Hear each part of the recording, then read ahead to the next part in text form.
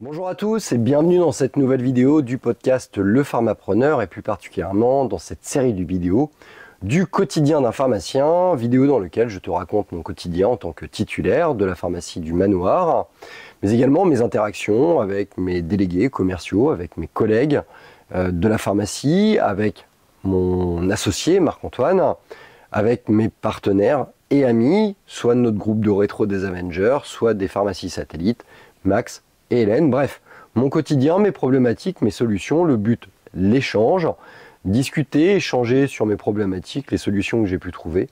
Et puis toi, en commentaire, n'hésite pas à me poser toi-même tes problématiques, tes questions, et j'aurai plaisir à répondre à chacune d'entre elles. Alors, qu'est-ce qui s'est passé durant cette semaine Voilà. Eh bien, lundi, je suis arrivé tôt, classiquement, le but, participer rapidement et lancer très rapidement la réception des commandes, commandes automates, commandes robots, faire le point sur les ruptures, faire le point sur les retours, vérifier l'état du robot. On a eu pas mal d'incidents liés à une apprentie préparatrice qui était présente et qui n'avait pas compris forcément la logique de notre robot. J'ai eu pas mal de goulottes qui ont été altérées à cause de boîtes qui ont été mal rangées, voire perturbées. Bref, pas mal de récupération à faire, pas mal de validation et puis aussi un gros problème d'ordre informatique avec mon ordinateur de gestion du logiciel de mon robot Mecapharm. Un ordinateur de type Lenovo qui se plante au niveau de l'écran. Bref, quelque chose de compliqué. J'ai dû passer quasiment 1 heure avec l'assistance Mecapharm pour lancer une procédure de remplacement de ce robot, de cet écran d'ordinateur, parce qu'il est encore sous garantie du coup. Bref, expliquer, valider, corriger, contrôler.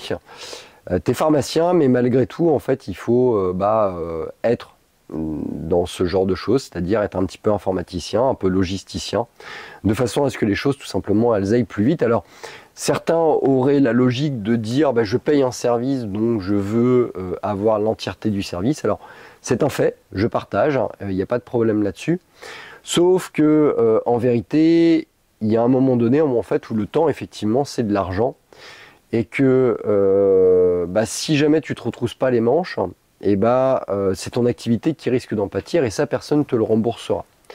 Donc, certes, on paye des sociétés pour des maintenances, des trucs comme ça, mais je me suis rendu compte, en tout cas c'est ma perception, que vaut mieux se retrousser les manches et résoudre le problème, si on en a la capacité, bien évidemment, même si on paye un service avant que le service n'intervienne, parce qu'en fait, c'est moins délétère pour ton ambiance d'équipe, c'est moins délétère pour ton activité et ton chiffre d'affaires que d'attendre un service que tu payes, c'est sûr.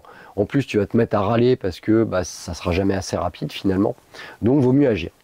Dans cette même thématique aussi, j'ai été amené à faire l'électricien parce que j'ai dû réparer une de nos LED. Nous, ça va faire à peu près 8 ans qu'on est dans cette structure. Alors, les LED, elles sont vendues pour un certain nombre d'heures d'ouverture.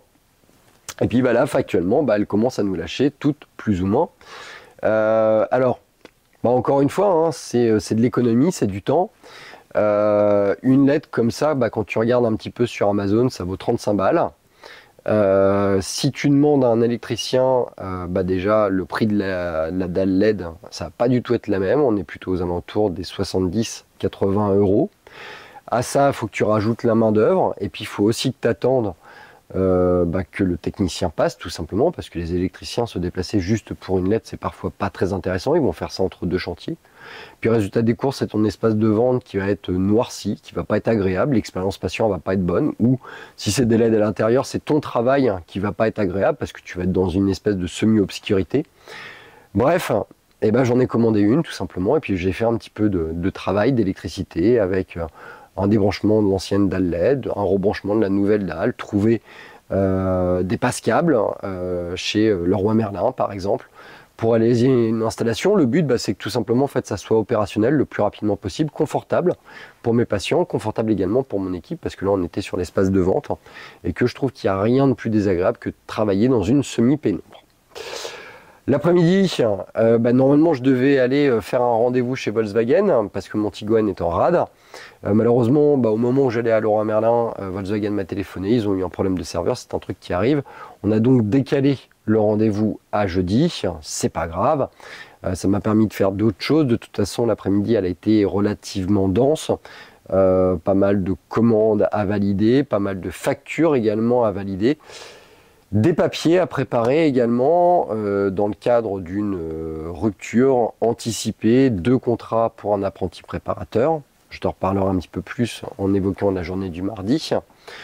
Et puis voilà, rien d'autre à dire si ce n'est un travail sur un tableau avec l'ensemble des labos que l'on travaille en direct avec leur remise, avec leur modus de commande de façon à pouvoir le transmettre à notre groupe de rétro. Voilà, en échange, le but c'est vraiment de construire encore une fois cette espèce d'échange économique qu'on peut avoir avec mes amis et partenaires. Fin de journée, une petite course à pied, histoire de se détendre les jambes et de se vider la tête. Et puis voilà.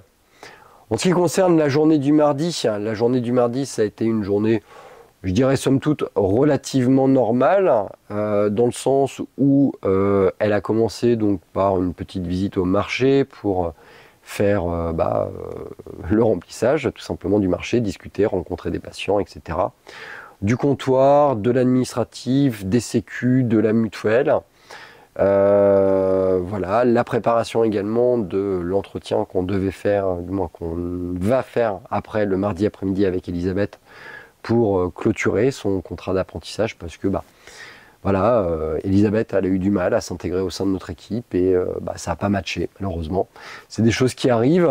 Elisabeth elle était de bonne volonté, de bonne composition, mais je pense que le rythme, la structure, les procédures n'ont pas été simples pour elle.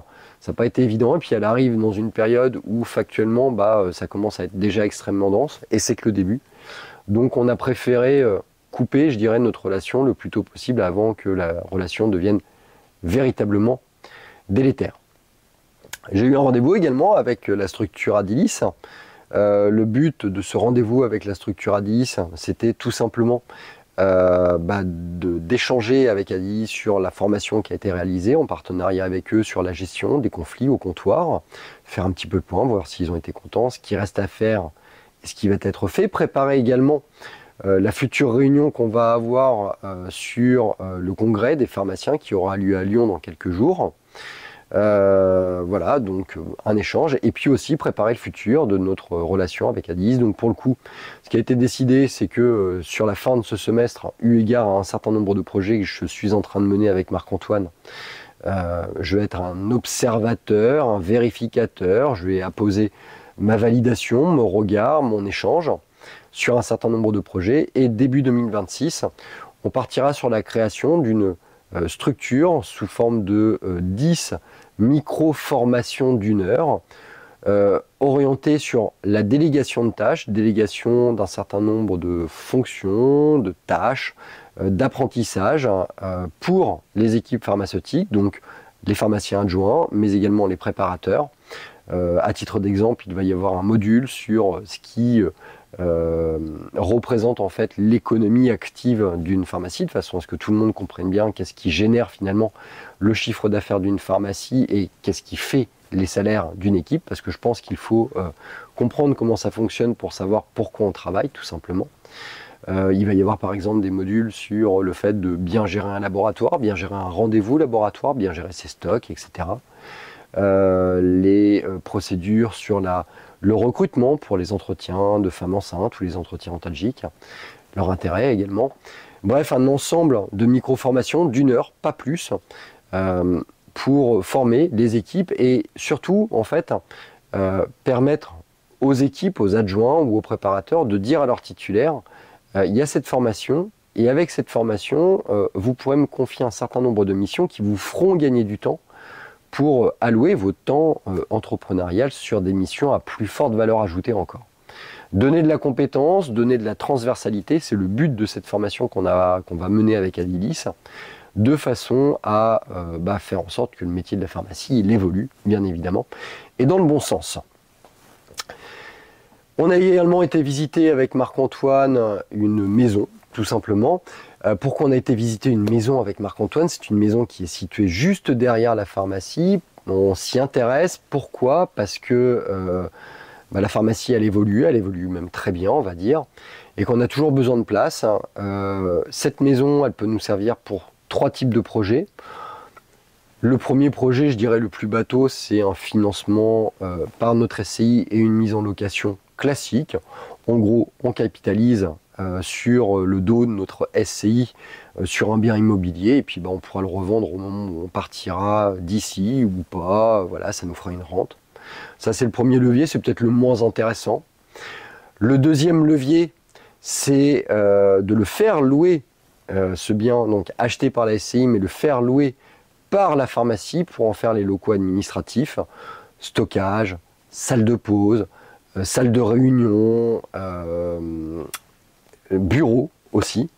Et puis finalement gagner toute cette place qu'on a in situ pour le transformer en espace de vente, pour les transformer en espace d'entretien, bref, gagner du maître linéaire, du maître service au sein de notre structure du manoir et déléguer plus loin en fait les tâches qui ne génèrent pas de chiffre d'affaires mais qui sont par contre indispensables au bon fonctionnement d'une pharmacie. Et puis la troisième possibilité, c'est la transformation tout simplement de cette maison en cabinets médicaux qui généreront tout simplement un chiffre d'affaires supplémentaire à la pharmacie. Et très clairement, en fait, c'est le projet le plus rigolo à mener à bien parce que derrière, tout simplement, ça permettrait d'accueillir de nouveaux professionnels de santé, de vivre une expérience entrepreneuriale encore différente, encore plus riche, on va dire. Et puis, économiquement, en fait, des médecins qui prescrivent pour une pharmacie, c'est quelque chose qui va rembourser très rapidement l'investissement qu'on aura réalisé. Voilà, bref, ce projet-là, il est en cours. On est en discussion sur le prix. On est en discussion également pour obtenir les différents éléments, les DPE notamment, les diagnostics techniques, et puis peut-être une petite valorisation par un professionnel de l'immobilier de façon à être au plus juste, je dirais, par rapport au marché. Voilà comment se termine cette journée du mercredi, mes journées du mercredi journée du mardi où j'ai enfin terminé mon tableau des labos et que j'ai pu transmettre à Alexis, à Max et à Hélène pour pouvoir nous organiser pour l'année 2026. La journée de mercredi, elle débute un petit peu plus tard, tu le sais, je vais courir parce que j'ai l'UTMJ bientôt. Donc j'ai été courir un petit peu, voilà, j'ai passé aussi pas mal de coups de fil pour mes investissements immobiliers, pour mes projets également pharmaceutiques. Le mercredi après-midi, ça a été relativement court. Pourquoi? Tout simplement parce que on a tout simplement en fait eu un gros rendez-vous avec les comptables des différentes structures dans lesquelles on est investisseur, de façon à pouvoir organiser un schéma sociétal qui soit pertinent pour les années qui viennent. Ça a été un rendez-vous qui a duré quasiment 1h30. Je suis revenu à la pharmacie, du comptoir, de la délivrance, on fait le point un petit peu avec l'équipe, on reprend des rendez-vous.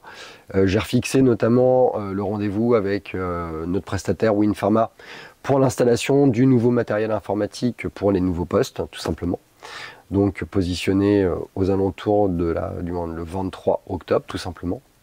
Et puis fin de journée avec Marco, nous avions encore un rendez-vous qui, lui, par contre, s'est terminé excessivement tard dans le cadre d'un nouveau projet qu'on est en train de réfléchir, qu'on est en train de mettre en place et qui demande du temps, du coup. Donc, voilà, ça a été un temps important. On est rentré pas loin de minuit, on va dire, pour ce projet. Après, je t'en parlerai plus tard si on aboutit à quelque chose.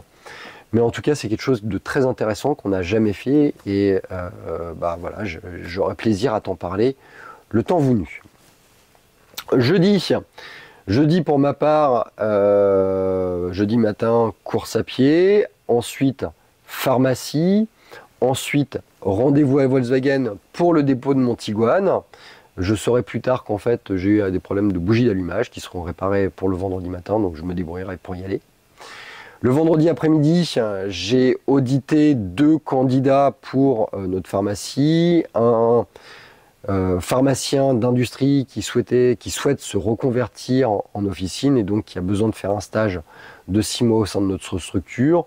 Bon feeling, bon mec, bonne valeur a priori, donc on va voir et on va faire le point avec Marc-Antoine pour voir si on donne suite à ce type de CV. Et puis une jeune fille, Samilia, qui a un acte dérogatoire auprès de l'IFA pour pouvoir débuter ses cours au sein de l'IFA et finalement ensuite pouvoir, essayer de trouver une pharmacie qui puisse l'accueillir pour réaliser son stage. Là encore, un bon feeling, quelqu'un qui présente beaucoup d'éléments positifs. Et tout simplement, je vais en discuter avec Marc-Antoine pour voir un petit peu quelle stratégie on va prendre. T'es pas sans savoir en fait que l'économie globale de l'officine est un petit peu complexe avec des petites taquineries gouvernementales qui font qu'on peut se poser des questions sur notre future rentabilité. Donc on fait attention à notre masse salariale, on cherche à l'équilibrer au plus juste. Et donc du coup, on réfléchit à comment on va l'organiser dans les années et mois futurs, on va dire, d'une manière plus courte. On a également réalisé le départ, la rupture du contrat de travail, du contrat d'apprentissage d'Elisabeth. Ça, j'ai oublié de te le dire, on l'a fait mardi, pardon. Alors ça, c'est quelque chose que je ne sais pas si tu le sais. En tout cas, nous, on l'a découvert, c'est notre première à ce niveau-là. Un contrat d'apprentissage, ça peut s'arrêter. Il y a une période d'essai, comme n'importe quel type de contrat. C'est pas parce que tu fais de l'apprentissage qu'il n'y a pas de période d'essai. Cette période d'essai, elle est valable 45 jours. C'est pas le mois classique d'une personne en CDI. C'est 45 jours et 45 jours d'entreprise. Donc finalement, en fait, ça peut quand même aller assez loin dans le temps. Et bref, on a préféré faire une rupture au niveau du contrat d'apprentissage de façon à éviter que cette situation ne dégénère. Voilà. Comme tu l'entends, je suis un petit peu bouché au niveau de la voix, donc c'est un petit peu compliqué cette semaine. J'ai un espèce de petit virus. On peut peut-être même se poser la question si c'est pas un petit Covid. Là, j'ai pas de masque, mais par défaut, j'ai essayé d'en porter un pendant la plupart de la semaine parce que on sait jamais, tout simplement vis-à-vis de mon équipe. Maintenant, à voir. On va voir comment je me soigne, comment ça avance. Et puis, samedi, on va participer avec tous les copains de Pharma aux 10 km de Rouen.